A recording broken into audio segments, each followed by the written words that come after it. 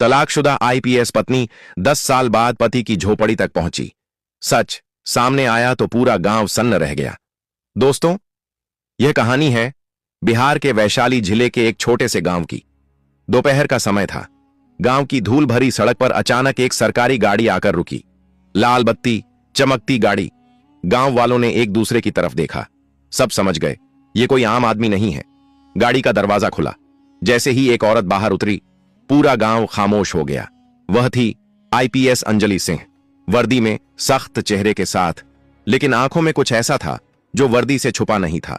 उसकी नजरें सीधी उस टूटी फूटी झोपड़ी पर टिकी थीं जहां 10 साल पहले उसका रिश्ता टूटकर बिखर गया था। झोपड़ी के अंदर था मनीष, वह आदमी जो कभी उसका पति था।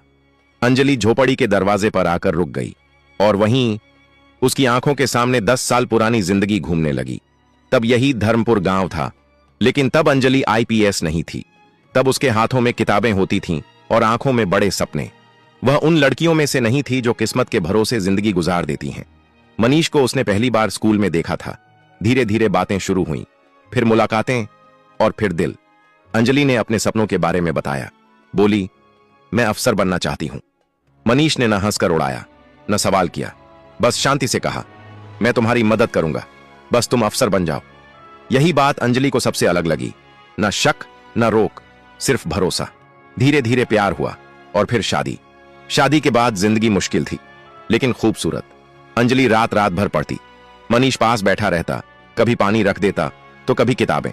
पहली बार जब अंजलि परीक्षा में फेल हुई, वह पूरी रात रोती रही। मनीष ने कोई लंबा भाषण नहीं दिया, बस उसे सीने से लगाया और कहा, इस बार नहीं हुआ तो क्या हुआ, हम फिर से मेहनत करेंगे। दूसरी बार भी नहीं हुआ। गांव वालों के ताने शुरू हो गए। मनीष ने सब सुना और चुप रहा। तीसरी बार जब रिजल्ट आया, अंजलि का नाम लिस्ट में था। मनीष देर तक उस कागज को देखता रहा, फिर धीरे से बोला, अब तुम अफसर हो गई। उसकी आवाज में गर्व था। लेकिन यहीं से सब बदलने लगा। शहर, बड़ा घर, नई दुनिया। शुरुआत में अंजलि वहीं थी, मनीष को साथ रखती, उसकी इज्जत करती। लेकिन जैसे जैसे वर्दी का वजन बढ़ा, रिश्ते हल्के होते चले गए। ऑफिस की बातें घर तक आने लगीं। मीटिंग, कॉल, फाइलें। मनीष वहीं था, लेकिन अब वह बस पीछे छूटता जा रहा था। एक दिन अंजलि ने कहा, तुम ये गांव वाले कपड़े मत पहना करो। मनीष चुप रहा। दूसरे दिन बोली, मेरे सीनियर आते हैं, थोड़ा संभल कर रहा करो। मनीष ने बस सिर हिला दिया। धीरे धीरे अंजलि की झुंझलाहट बढ़ती गई और मनीष की खामोशी उसे चुभने लगी। उसे लगने लगा मनीष उसकी तरक्की में फिट नहीं बैठता। एक शाम अंजलि एक ऑफिशियल डिनर से लौटी। मनीष ने बस इतना कहा, तुम बहुत बदल गई हो। अंजलि ने वर्दी उतारते हुए कहा, बदलना पड़ता है, हर कोई तुम्हारी तरह नहीं रह सकता। मनीष ने हिम्मत करके पूछा, क्या मैं तुम्हें शर्मिंदा करता हूं? अंजलि ने बिना सोचे कहा, हां। वह एक शब्द मनीष को अंदर तक काट गया। उस रात उसने खाना नहीं खाया और अंजलि ने नोटिस भी नहीं किया। फिर झगड़े आम हो गए। अंजलि को लगता मनीष उसे रोक रहा है, मनीष को लगता वह खुद को खो रहा है। एक दिन अंजलि ने साफ कह दिया, मैं इस रिश्ते को अब ढो नहीं सकती। मनीष देर तक चुप रहा, फिर बोला, तो छोड़ दो। उस आवाज में गुस्सा नहीं था, सिर्फ थकान थी। तलाक हो गया, ना रोना ना समझौता, बस कागजों पर एक रिश्ता खत्म। अंजलि ने सोचा उसने सही किया। मनीष गांव लौट आया बिना किसी शिकायत के, और आज 10 साल बाद आईपीएस अंजलि खाकी वर्दी में सरकारी गाड़ी के साथ पूरा रुतबा लेकर उसी झोपड़ी के सामने खड़ी थी जहां कभी उसका सब कुछ छूट गया था। लेकिन उसके दिल के अंदर कुछ अजीब सा कांप रहा था, जैसे कोई पुरानी चोट फिर से जाग गई हो। अंजलि ने धीरे से दरवाजे पर दस्तक दी। अंदर से धीमी थकी सी आवाज आई, आ रहा हूं। दरवाजा खुला। सामने मनीष खड़ा था। वही मनीष, लेकिन बिल्कुल बदला हुआ। शरीर पहले से पतला, कंधे थोड़े झुके हुए, चेहरे पर थकान की रेखाएं और आंखों में एक अजीब सी शांति। ऐसी शांति जो बहुत कुछ सह लेने के बाद आती है। उसने अंजलि को देखा, फिर उसकी खाकी वर्दी, फिर कंधों पर चमकते सितारे, और बस इतना कहा, यहां क्यों आई हो? अंजलि एक पल को वहीं ठिठक गई। उसे लगा था मनीष उसे देखकर चौंक जाएगा, शायद नाराज होगा, शायद कुछ कहेगा, लेकिन वह ऐसे खड़ा था जैसे रोज किसी अफसर को इसी तरह देखते रहने का आदी हो। झोपड़ी के अंदर की दुनिया, झोपड़ी के अंदर हल्की सी धूप छन रही थी। मिट्टी का फर्श, एक कोने में पुरानी चारपाई, दीवार से टिकी एक टूटी सी कुर्सी। अंजलि ने चारों ओर देखा। यह वही झोपड़ी थी, लेकिन अब और भी छोटी लग रही थी, जैसे समय ने इसे भी सिकोड़ दिया हो। बैठिए, मनीष ने कुर्सी की तरफ इशारा किया। अंजलि पहली बार हिचकिचाई। इतनी बड़ी अफसर होते हुए भी आज उसे बैठने में झिझक हो रही थी। वह कुर्सी पर बैठ गई। मनीष चारपाई के किनारे। बीच में एक अजीब सी खामोशी थी, ऐसी खामोशी जिसमें शब्द नहीं होते, बस यादें बोलती हैं। गांव में खबर फैल चुकी थी, मनीष की झोपड़ी पर आईपीएस मैडम आई हैं। लेकिन हैरानी की बात यह थी कि कहीं कोई शोर नहीं था, कोई भीड़ नहीं थी, बस चुप्पी। अंजलि को लगा यह चुप्पी सामान्य नहीं है। मनीष उठा, मटके से पानी निकाला, एक गिलास में भरकर अंजलि की तरफ बढ़ा दिया। अंजलि ने गिलास पकड़ते समय उसके हाथ देखे, वही हाथ जो कभी उसके लिए खेतों में दिन रात मेहनत करते थे, अब और भी ज्यादा खुरदुरे हो चुके थे। उसने पानी पिया। आप यहां क्यों आई हैं? मनीष ने पूछा। यह पहली बार था जब उसने तुम नहीं, आप कहां था। वह एक शब्द अंजलि के दिल में चुभ गया। मैं। वह रुक गई। आईपीएस अफसर के पास हर सवाल का जवाब होता है, लेकिन आज उसके पास अपने आने की वजह का जवाब नहीं था। मनीष ने बिना दबाव डाले कहा, अगर कोई जरूरी काम हो तो बोलिए। अंजलि को समझ आ गया। मनीष टूटा नहीं था, झुका नहीं था, बस बदल गया था। तभी बाहर खड़ी कमला देवी आगे बढ़ी, गांव की सबसे बुजुर्ग औरत, जो सब कुछ जानती थीं। उन्होंने अंजलि की वर्दी देखी, फिर उसकी आंखों में झांका और कहा, मैडम, अंदर जगह कम है, बात बाहर कर लें तो अच्छा रहेगा। अंजलि बाहर आ गई। अब पूरा गांव सामने था। कमला देवी ने भारी आवाज में कहा, आप 10 साल बाद आई हैं। अंजलि ने सिर झुका लिया, धीमे से पूछा, सब ठीक है ना? कमला देवी रुकी, फिर बोली, सब ठीक तब होता जब मनीष बोल पाता। अंजलि चौंक गई। मतलब? एक एक करके लोग बोलने लगे। तलाक के बाद मनीष गांव छोड़कर शहर गया था, काम ढूंढने, लेकिन हर जगह लोग पूछते, आईपीएस अफसर का पति होकर मजदूरी? कुछ हंसते थे, कुछ ताने मारते थे। अंजलि की सांसें तेज हो गईं। कमला देवी बोली, लेकिन मनीष ने कभी नहीं कहा कि आपने उसे छोड़ा। वो बस यही कहता था, गलती मेरी होगी। यह सुनते ही अंजलि की आंखें भर आईं। एक आदमी बोला, एक बार थाने में भी बुलाया गया था। अंजलि घबरा गई। क्यों? झूठे केस में, आदमी बोला। लोग कहते थे आईपीएस की बीवी का नाम लेकर धमकाता है। मनीष ने बस इतना कहा था, नाम मत लो, वो अब मेरी नहीं है। कमला देवी ने आखिरी बात कही, मैडम, मनीष ने आपकी वजह से अपनी आवाज खो दी। अब वो इसलिए कम बोलता है क्योंकि जब बोलता था लोग हंसते थे। अंजलि पीछे मुड़ी। मनीष झोपड़ी के दरवाजे पर खड़ा था, शांत, बिल्कुल शांत, जैसे ये सब बातें उसकी नहीं किसी और की हों। कांपती आवाज में अंजलि ने पूछा, यह सब तुमने मुझे कभी क्यों नहीं बताया? मनीष ने पहली बार सीधे उसकी आंखों में देखा और बस कहा, आपने कभी पूछा ही नहीं। यह वाक्य अंजलि को किसी थप्पड़ की तरह लगा। अब उसे समझ आ रहा था, यह सिर्फ एक टूटा हुआ रिश्ता नहीं था, यह एक आदमी की चुपचाप दी गई कुर्बानी थी।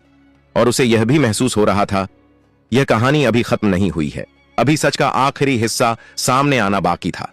और वह ऐसा सच था जो सिर्फ अंजलि को नहीं, पूरे धर्मपुर गांव को अंदर तक हिला देने वाला था। कमला देवी ने बहुत धीरे से कहा, मैडम, जो आपने अभी तक सुना वो पूरा सच नहीं है। अंजलि का दिल जैसे धक से बैठ गया। एक बात है, कमला देवी ने आगे कहा, जो मनीष ने हमें भी बहुत बाद में बताई थी। भीड़ में से एक बुजुर्ग आगे बढ़े, सफेद बाल, कांपते हाथ। मैं रामू काका हूं, उन्होंने कहा।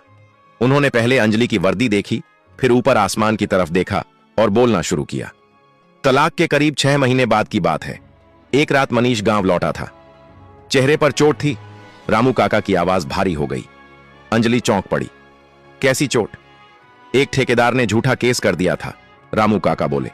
उसने कहा, मनीष ने आईपीएस अफसर की बीवी का नाम लेकर धमकाया है। अंजलि की आंखें फैल गईं।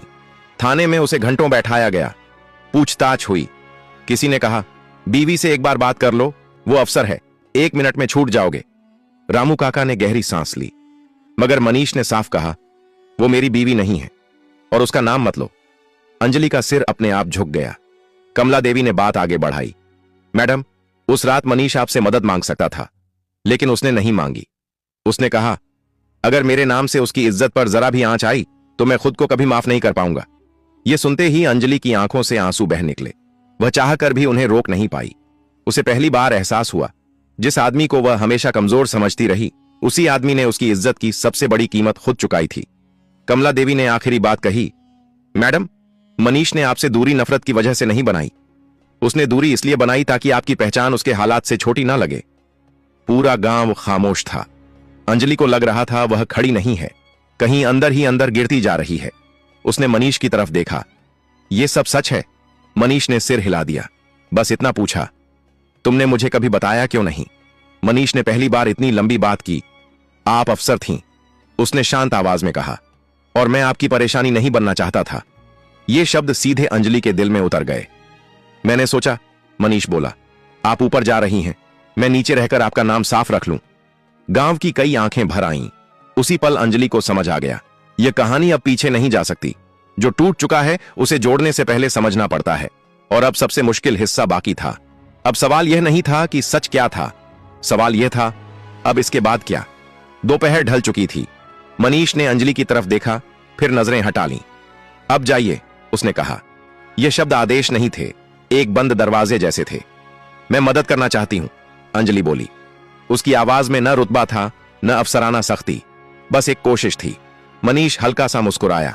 घर, काम, इलाज, जो चाहिए सब दूंगी, अंजलि बोली।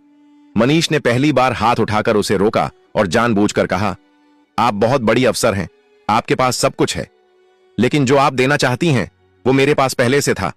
अंजलि को समझ नहीं आया। मनीष, मैं माफी मांगने आई हूं। उसकी आवाज टूट गई। मुझसे बहुत बड़ी गलती हो गई। मैं चाहती हूं कि तुम ठीक रहो। मनीष ने उसे देखा, सीधी लंबी नजर से। मैं ठीक हूं, उसने कहा। आपको बस यह समझने में देर हो गई। अंजलि ने जेब से एक सरकारी कागज निकाला। सरकारी लेटर हेड, ये देखो, उसने कहा। शहर में तुम्हारे लिए काम है। मनीष ने कागज की तरफ देखा तक नहीं। क्यों? अंजलि की आवाज टूट गई। मनीष बोला, मैं अब किसी का एहसान लेकर अपने आप से दोबारा इनकार नहीं करना चाहता। उसकी आवाज पहली बार थोड़ी भारी हुई। जब मैंने आपसे कुछ नहीं मांगा तब आप अफसर बनकर चली गईं। अब जब आप अफसर बनकर लौटी हैं तो मैं कैसे मांग लूं? गांव में कोई फुसफुसाहट नहीं थी। हर कोई सुन रहा था, हर कोई समझ रहा था। मनीष की बात खत्म होते ही वहां खड़े हर इंसान को जैसे अपनी सांसों की आवाज सुनाई देने लगी। अंजलि के हाथ से वह सरकारी कागज धीरे धीरे नीचे सरक गया और उसी पल उसे एहसास हुआ, रुतबा, ताकत, पद, सब कुछ होते हुए भी आज वह सबसे खाली इंसान थी। अंजलि ने आंखें बंद की। भीतर कहीं कुछ टूट रहा था। वह बोली, मनीष, मैं सब कुछ वापस नहीं ला सकती, लेकिन अगर मेरी वजह से तुम्हें कभी भी कोई दर्द मिला है तो उसका बोझ मैं उम्र भर उठाना चाहती हूं। मनीष ने हल्की सी सांस ली। उसकी आवाज अब भी शांत थी, लेकिन उस शांति में एक लंबा सफर छिपा था। दर्द सबको मिलता है अंजलि, फर्क बस इतना है कि कुछ लोग दर्द को आवाज बना लेते हैं और कुछ लोग उसे खामोशी बना लेते हैं। मैंने खामोशी चुनी थी। कमला देवी आगे बढ़ी। उनकी आंखों में नमी थी। मैडम, मनीष ने कभी किसी से शिकायत नहीं की, लेकिन यह गांव जानता है कि उसने कैसे खुद को संभाला। वह खेतों में काम करता है, बच्चों को मुफ्त पढ़ाता है। गांव के लड़के कहते हैं, अगर मनीष भैया जैसा इंसान बन गए तो जिंदगी जीत लेंगे। अंजलि चौंक गई। उसने मनीष की तरफ देखा। तुम बच्चों को पढ़ाते हो? मनीष ने सिर हिलाया। जो मुझे नहीं मिला वो किसी और से क्यों छीनूं? उस एक वाक्य ने अंजलि की आंखों के सामने पूरी तस्वीर रख दी। अंजलि धीरे धीरे आगे बढ़ी। उसने पहली बार बिना वर्दी के वजन के एक इंसान की तरह बात की। मनीष, अगर तुम चाहो तो मैं यह गांव छोड़कर चली जाऊंगी। मैं तुम्हारी शांति में दखल नहीं दूंगी, लेकिन एक बात का जवाब दो, क्या तुम्हारे दिल में मेरे लिए नफरत है? मनीष कुछ पल चुप रहा। गांव वाले भी रुक गए। फिर उसने कहा, नफरत होती तो आप यहां खड़ी नहीं होती। नफरत आदमी को कठोर बना देती है। मैं कठोर नहीं हुआ, बस शांत हो गया। अंजलि की आंखों से आंसू बहने लगे। उसने आज पहली बार समझा कि माफी मांगना आसान होता है, लेकिन माफी के काबिल बनना बहुत मुश्किल। अंजलि ने गांव वालों की तरफ देखा। अगर आपको मंजूर हो तो मैं एक काम करना चाहती हूं। यह किसी एहसान के लिए नहीं, किसी नाम के लिए नहीं, सिर्फ इंसानियत के लिए। रामू काका ने पूछा, कैसा काम बिटिया? मैं चाहती हूं कि इस गांव में एक छोटा सा स्कूल बने। मनीष उसे संभाले, न मेरे नाम से न किसी अफसर के नाम से, सिर्फ धर्मपुर पाठशाला, ताकि यहां के बच्चों को सपने देखने से पहले किसी की इजाजत ना लेनी पड़े। गांव में पहली बार एक हल्की सी हलचल हुई। लोग एक दूसरे की तरफ देखने लगे। मनीष ने अंजलि की तरफ देखा। और अगर मैंने मना कर दिया? अंजलि ने सिर झुका दिया। तो मैं बिना सवाल किए चली जाऊंगी। यह मेरा प्रायश्चित होगा। मनीष की आंखों में पहली बार नमी आई। वह धीरे से बोला, मैं स्कूल चलाऊंगा, लेकिन आपकी वजह से नहीं, बच्चों की वजह से। अंजलि ने सिर हिलाया। उसके चेहरे पर हल्की राहत थी। वह जान गई थी, यह कोई समझौता नहीं, यह सम्मान है। शाम ढलने लगी। सरकारी गाड़ी अब भी गांव के बाहर खड़ी थी। अंजलि ने जाने से पहले आखिरी बार मनीष की तरफ देखा। मनीष, क्या कभी तुम मुझे माफ कर पाओगे? मनीष ने आसमान की तरफ देखा, जहां सूरज लाल हो रहा था। माफी तब दी जाती है जब सामने वाला खुद को दोषी मानता है। आप मान चुकी हैं, यही काफी है। अंजलि की आंखें भर आईं। उसने बिना कुछ कहे हाथ जोड़ दिए। गांव के लोग रास्ता देने लगे। कोई नारा नहीं, कोई तालियां नहीं, बस सुकून था। गाड़ी चल पड़ी। अंजलि शीशे से बाहर देखती रही। उसने महसूस किया कि आज वह पहली बार अफसर नहीं, इंसान बनकर जा रही है। पीछे गांव में मनीष खड़ा रहा। उसके चेहरे पर कोई जीत का भाव नहीं था, बस संतोष था। उसने झोपड़ी के पास खड़े बच्चों को बुलाया और कहा, कल से पढ़ाई सुबह शुरू होगी। बच्चों की आंखें चमक उठीं। कहानी यहीं खत्म नहीं होती। कहानी वहां खत्म होती है जहां अहंकार टूटता है और इंसान बच जाता है। इस कहानी से बस इतना ही सीख मिलती है, रिश्ते पद से नहीं चलते, इज्जत आवाज से नहीं, और सबसे बड़ी ताकत खामोशी में भी हो सकती है।